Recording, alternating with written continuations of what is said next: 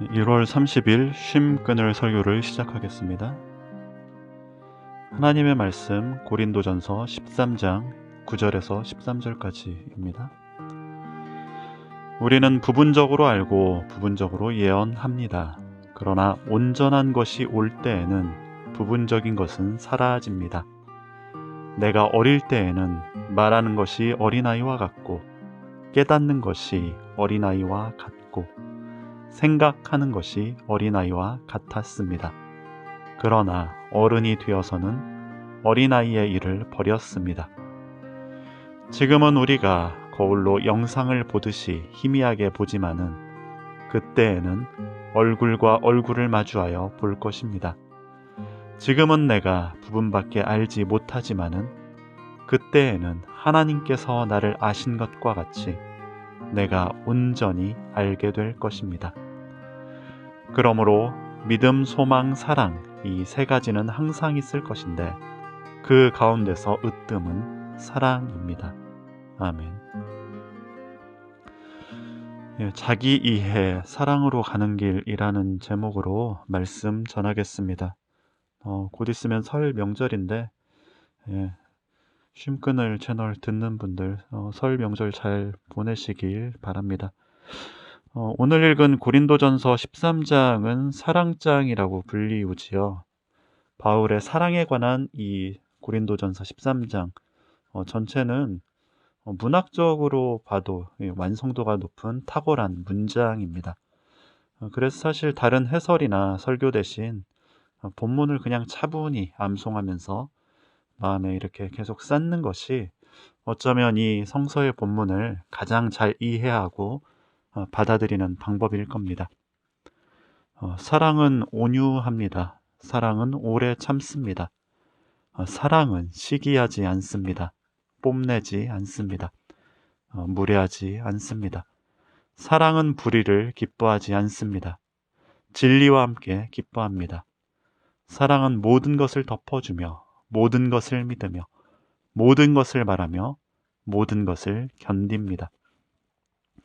이보다 더 사랑의 특성에 대해서 정확하게 쓴 표현이 어디 있겠습니까? 우리는 이 고린도전서 13장을 읽으면서 이것이야말로 사랑이라 고백하지요. 바울은 사랑에 대한 이야기를 하다가 갑작스레 알매 대해서, 이해에 대해서 9절부터 이야기를 합니다. 9절 말씀을 보면 우리는 부분적으로 알고 부분적으로 예언합니다. 사랑에 대한 이야기를 쭉 하다가 갑자기 부분적으로 알고 부분적으로 예언합니다. 이런 알매에 대한 이야기를 하고 있지요. 우리의 알미 온전하지 않고 부분적이다 말하고 있습니다. 부분적인 알미란 또 이제 11절 본문 11절을 보면 11절에서 계속 언급하는 어린아이와 같은 이해, 어린아이의 언어, 어린아이의 생각, 어린아이의 깨달음을 뜻하지요. 말하는 것이 어린아이와 같고 깨닫는 것이 어린아이와 같고 생각하는 것이 아이와 같다 말하지 않습니까? 그것은 바울 시대에 그 반사가 제대로 되지 않는 거울을 보는 것처럼 희미한 것입니다. 바울은 왜 알매에 대해서 말하는 것일까요? 바울이 말하는 안다는 것, 이해한다는 것은 대체 뭘까요? 우리는 모두 바울이 말하는 사랑에 대해서 동의하고 또 그 사랑을 동경하며 이런 사랑을 받길, 이런 사랑을 누리길, 이런 사랑을 나 역시 지니길 원합니다. 온유하고 오래 참고 무례하지 않으며 신뢰 깊은 사랑을 경험하고 베풀길 원합니다. 그런 사랑이란 우리의 존재를 의미 있게, 고귀하게, 가치 있게 여기도록 하지요. 그런데 그런 사랑은 어떻게 가능한 것일까요? 9절부터 나오는 바로 이 알을 통해서, 이해를 통해서 가능한 일입니다. 우리에게 부족한 것은, 이런 사랑이 부족한 것은 알미 부족하기에 이런 사랑이 실현되기가 참 어려운 것이죠. 우리는 산을 옮길 만한 믿음이나 자신의 몸을 내어주는 행동이 아니라 사실 알미 부족한 겁니다. 사랑에 있어 우리에게 부족한 것이란 그래서 아는 것이 부족한 것이죠. 왜냐하면 우리의 지식이 어린아이와 같고 우리는 희미하게 비쳐 보이는 거울과 같기 때문입니다. 여러분, 거울을 통해서 보는 것은 무엇입니까? 우리가 거울을 통해서 가장 많이 보는 것은 자기 자신이겠지요. 그래서 남자들은 좀 덜한데 여성분들은 이제 거울을 늘 이렇게 달고 살지 않습니까? 남자도 요즘은 이제 거울 많이 보지 않습니까? 이 거울에 비친 자기의 얼굴, 자신의 진 면목은 흐릿합니다.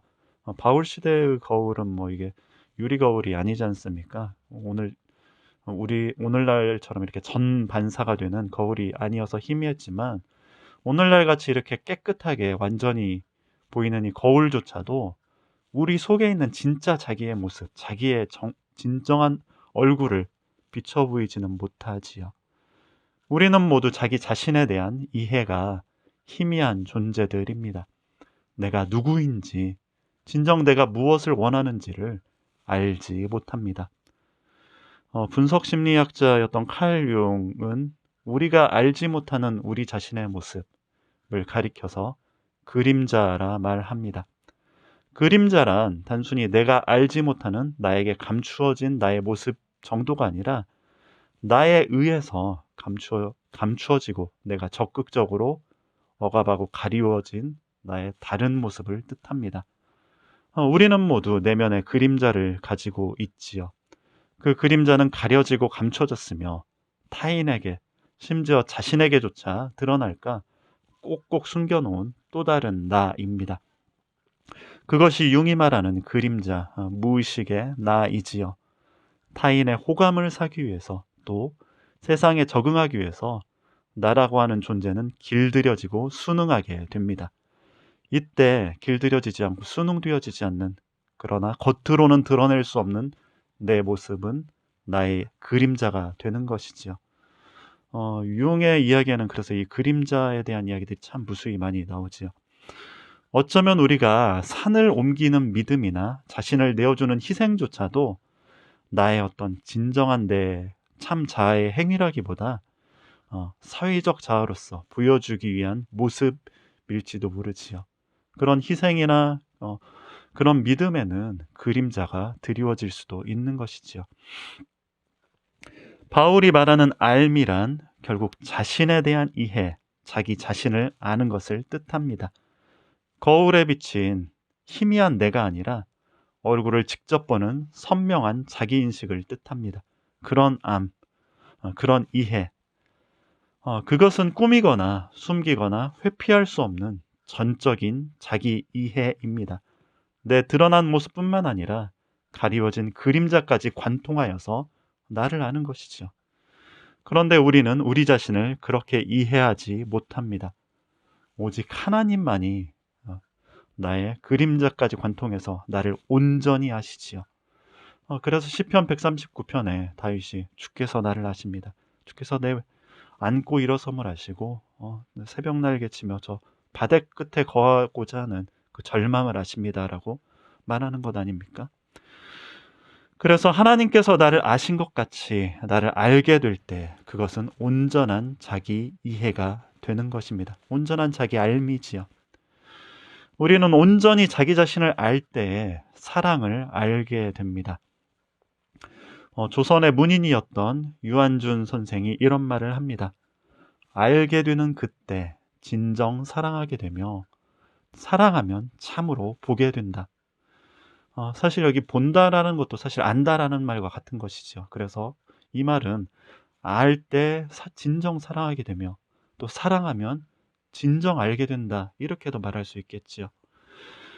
우리 자신에 대한 지식을 우리는 끊임없이 회피하며 그림자를 만드는데 그 이유는 우리가 하나님처럼 자신을 보려 하지 않기 때문입니다. 제가 거듭 말하지만 인간은 자신을 혐오하는 존재입니다. 그래서 독일의 이 전설에 보면 도플갱어라는 괴물이 나오지 않습니까? 도플갱어는 나와 똑같이 생긴 괴물이지요. 그래서 생령 뭐 이런 말을 쓰기도 하지요. 살아있는 나와 똑같은 어떤 유령 같은 존재가 아니라 나와 같은 모습을 지닌 이 도플갱어를 만나면 어떻게 합니까? 나도 그 도플갱어를 죽여야만 내가 살고 도플갱어도 나를 죽이려 들지요. 그래서 서로가 서로를 죽이려 합니다. 여러분, 이 전설은 왜 생긴 것 같습니까? 정말 뭐 외부에 도플갱어라는 괴물이 있어서가 아니라 인간은 사실 있는 그대로의 자기 모습을 죽이려 들기 때문에 그런 것이죠. 인간은 있는 그대로의 자기 모습을 사랑하지 않습니다. 증오하고 죽이려 드는 자기 부정, 자기 혐오가 인간의 본성이기 때문에 그렇지요. 우리는 우리 자신을 사랑하지 않습니다. 이 말이 참 아픈 말이지 않습니까? 그렇기에 내 몸을 사랑하지 않는 우리는 이웃을 사랑할 수 없는 것이지요. 주님께서는 우리에게 분명히 내 이웃을 내 몸과 같이 사랑하라 말했는데, 이웃 사랑이 안 되는 이유는 내 몸, 한자로 이 내 몸이라는 말은 한자로는 자기이지 않습니까? 스스로를 자자에 몸기자, 자기를 사랑해야 되는데 자기를 사랑하지 않고 자기를 혐오하고 미워하다 보니 이웃 사랑이 불가능한 겁니다. 이웃을 볼 때 미워하는 자신을 투사해서 이렇게 보게 되기 때문에 이웃조차 증오하고 자기를 증오하는 것처럼 미워하게 되는 것이지요. 자기 사랑이 안 되는 것은 결국 자기 이해가 안 되기 때문입니다. 내가 누구인가, 나에 대한 알미 온전하지 못하기에 있는 그대로의 나를 이해하고 알지 못해서 사랑으로 나아가지 못합니다. 우리가 자기 이해를 하기 위해서는 어떻게 해야 되는 것일까요? 우리를 온전히 아는 것은 하나님뿐이죠. 하나님처럼 나에 대해서 알 때 온전한 자기 이해가 따라오는 겁니다. 그런데 하나님은 나를 어떻게 아십니까? 하나님이 나를 아신다라는 지식은 그분이 창조자이니까 모든 것을 아시는 분이시니까 아시는 겁니까? 백과사전처럼 나를 아는 것일까요? 뭐 그럴 수도 있겠지요. 그러나 하나님이 나를 아신다라는 것은 내 있는 모습 그대로를 아시면서 사랑하신다라는 의미입니다. 그분은 나를 알 뿐만 아니라 내 그림자를 아십니다.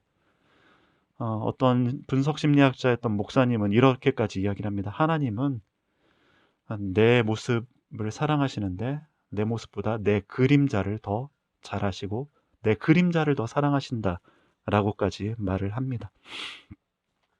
그분은 나를 아십니다. 내 그림자를 아십니다. 그리고 그분은 나를 사랑하십니다. 내 그림자를 더욱더 사랑하십니다.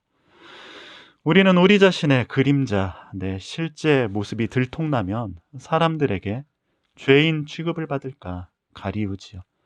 그래서 그림자가 생기는 거지 않습니까? 많은 이들이 존경을 했던, 많은 이들의 존경을 받았던, 한국교회에서도 많이 이렇게 알려지고 사랑을 받았던 영국 성공회의 주교였던 존 스토트는 이런 말을 합니다. 사람들이 자신을 존경하지만 사람들이 만약 나의 속마음을 안다면, 내 가리워진 내 그림자를 안다면 모든 사람이 자신을 비난하고 외면할 것이다. 이렇게 말을 합니다. 경건한 사제였던 존 스토트의 고백조차 그러할진데 우리 자신은 더욱 어떻겠습니까? 그러나 하나님은 우리의 모습 그대로를 아시면서 내가 가리웠던 내 시면의 그림자조차 가장 잘 아시면서 또한 사랑하십니다. 사랑하기에 알고 알기에 사랑합니다. 하나님이 우리를 아신 것 같이 우리가 우리 자신을 아는 것이란 결국 이거입니다. 나는 누구인가? 나에 대한 이해, 어떻게 우리를 알 것인가? 자신을 하나님의 사랑받는 자로서 아는 것이 온전한 자기 이해지요. 나에 대한 이해는 나는 하나님의 사랑받는 자입니다. 이러한 자기 이해는 결국 암과 사랑이 함께 있습니다. 사랑받는 자로서 자신을 알 때에 온유하며 오래 참고 무례하지 않은 사랑의 길이 열리지요. 초식 동물이라 할지라도 몸에 상처를 입은 동물은 공격성을 지닙니다. 아무리 온유해 보이는 잘 길들여진 개나 고양이조차도 몸에 상처를 입으면 어떻습니까? 공격적으로 변하지요. 그러나 아무리 사나운 맹수라 할지라도 사랑받는 동물은 온유해집니다. 이 시대가 온갖 상처 입은 짐승들의 시대에 같습니다. 험한 말, 비아냥거림, 분노의 감정이 너무나 이제 과잉인 그러한 시대입니다. 타인의 상처를 보듬고 감싸기보다 어떻게 하면 더 상처를 헤집고 고통을 줄 수 있을까에 골몰하는 정말 악한 시대이지. 이런 시대일수록 진정 사랑의 능력이 드러나고 사람들의 상처를 치유하길 기도합니다. 무엇보다 우리 자신이 하나님의 사랑받는 자라는 사실을 깨닫고 자신을 온전히 이해하고 받아들일 수 있기를 바랍니다. 그럴 때 그 사랑으로 우리가 이웃의 아픔과 상처를 정말 이해하면서 사랑하고 감쌀 줄 아는 그런 주님의 자녀가 될 수 있겠지요.